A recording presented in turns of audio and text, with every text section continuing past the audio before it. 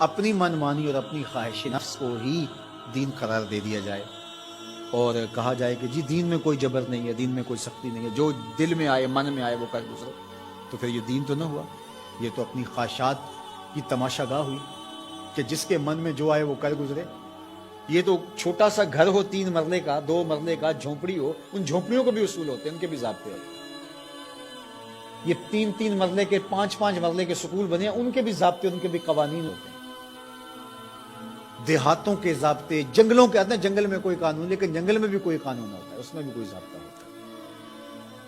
تو کیا اسلام کوئی لاوارث دین ہے کہ ہر بندہ اپنی خواہش کے مطابق منہ اٹھائے اور جو اس کا جی چاہے وہ کر گزرے، اور کوئی اسے پوچھنے والا نہ ہو، اس پر کوئی قدغن لگانے والا نہ ہو، اس پر کوئی پابندی لگانے والا نہ ہو؟ یہ کوئی لاوارث دین ہے؟ اس دین کی بنیادوں میں صحابہ اور اہل بیت کا خون ہے، خود رسالت مآب کا خون ہے اس کی بنیاد میں، تو یہ کوئی لاوارث دین نہیں ہے۔ تو یہ تشریح خود ساختہ ہے، لا اکراہ فی الدین کا مفہوم کے دین میں جی کوئی جبر نہیں ہے۔ جبر سے یہاں مراد جو ہے وہ دین لانے میں کسی کو مجبور نہیں کیا جائے گا، باقی جب دین کوئی قبول کر چکا ہے تو پھر اس کے ضابطے، اس کے قوانین اس کو اختیار کرنے پڑیں گے۔ آپ 15 دن کے لیے وزٹ ویزے پہ کسی ملک میں جاتے ہیں اور آپ ان سے 100% اختلاف بھی رکھتے ہو، ان کے مخالفین میں آپ کا نام سر فہرست بھی آتا ہو، ان کے شہری نہیں ہیں آپ، لیکن 15 دن کے لیے آپ وہاں گئے تو وہاں لینڈ کرنے سے لے کر واپس آنے تک ان کے قوانین کے مطابق آپ پابند ہوں گے اپنی زندگی کو ڈھالنے کے۔ تو یار ایک ملک جو دنیا کے کسی گوشے میں ہے اور اس کے بنائے ہوئے انسانوں کے قوانین، آپ وزٹ کے لیے وہاں جاتے ہیں تو وہاں بھی آپ کو پابند ہونا پڑے گا۔ تو جس دین کو دل اور روح نے قبول کیا ہے اس کے ضابطے کیا قبول ہی نہیں کیے جائیں گے؟ منمانی اور خواہشات کی دنیا میں آباد رہ کے زندگی گزاریں گے تو پھر دین تو نہ ہوا۔ دین تو اپنی خواہشات کی قربانی کرنا، اپنی آرزوؤں کو قربان۔ اسلام کا کیا معنی ہے؟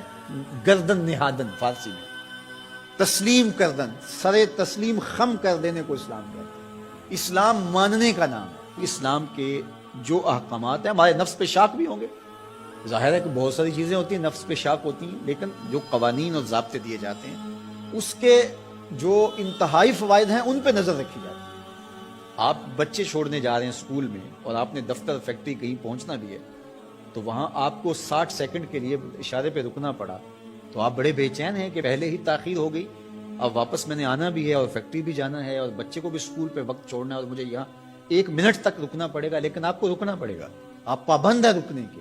جنہوں نے یہ قانون و ضابطہ بنایا ہے وہ جانتے ہیں اگر ایسا نہ کیا جائے تو پھر یہ ٹکراؤ ہو، یہ تو اب 1 منٹ تاخیر سے پہنچیں گے، پھر یہ پہنچ نہیں پائیں گے، یہ یہاں سیدھا ہاسپٹل پہنچیں گے۔ اس لیے انہوں نے قانون بنایا ہی اس لیے ہے، تمہارے فائدے کے لیے۔ تو شاک تو ہے نفس کے اوپر، لیکن تمہاری زندگی کی حفاظت کا ضامن ہے یہ قانون۔ تو اسلام کے قوانین اگر سخت بھی تمہیں دکھائی دیں لیکن تمہاری دنیا کی بہتری اور آخرت کی بہتری کے ضامن ہے اسلام کے قوانین اور ضابطے۔ تو ان کے مطابق اپنے آپ کو ڈھال لینا ہی سربلندی اور سرفرازی ہے، اور جو اپنے آپ کو اس کے مطابق نہیں ڈھالتے تو وہ کبھی بھی اسلام کے ثمرات اور اسلام کے فیض و برکات سے کبھی بھی مالا مال نہیں ہو سکتے۔ تو ایک پہلو یہ ذہن میں رکھیے گا کہ اس کا یہ مفہوم کہ دین میں سختی نہیں ہے۔ باقی اس کا یہ مطلب ہی نہیں ہے کہ دین کو لوگوں تک پہنچانے کے لیے آپ کے اندر تڑپ ہی موجود نہ ہو کہ ٹھیک ہے اسلام ایک سچا دین ہے، جو مرضی قبول کر لے، جو مرضی نہ قبول کرے۔ یہ اختیار ضرور دیا گیا ہے، لیکن میری اور آپ کی یہ انتہائی کوشش ہونی چاہیے کہ جس سے ہم محبت کرتے ہیں اس کی ہدایت کے لیے کوشاں ہوں اور اس کو خوبصورت دلائل کے ذریعے سے دین کی طرف راغب کریں، اور یہ پیغمبروں کی زندگی تھی۔ ورنہ وہ بھی کتاب چوک میں رکھ دیتے، اس کو پڑھ لو، جس کا جی چاہے اسلام لے آؤ، جس کا جی چاہتا ہے اسلام نہ لائے، بات ختم ہوئی۔ یا ایک مرتبہ کسی مجمع میں اعلان کر دیتے کافی، لیکن ایسا نہیں ہوتا، انہوں نے اپنی زندگیاں لگا دی، لوگوں کے سخت رویوں کے باوجود اپنی زندگیاں لگا دی۔ تو ہماری تو یہ عرض ہونی چاہیے پوری کائنات گیتی حضور کے گائے، ہماری یہ تمنا ہونی چاہیے، ہماری یہ عرض ہونی چاہیے۔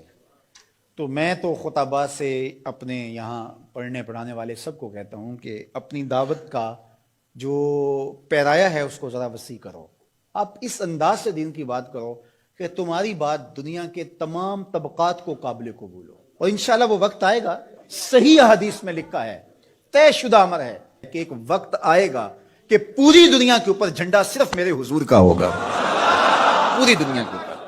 ہم نہ دیکھ سکے تو ہماری نسلیں ضرور دیکھیں گی انشاءاللہ، اور وہ وقت آ کے رہے گا اور وہ شانیں ظہور پذیر ہوں گی اور گلی گلی حضور کے نام کا چراغاں ہوگا اور حضور کی عظمتوں کے پھریرے لہرائیں گے.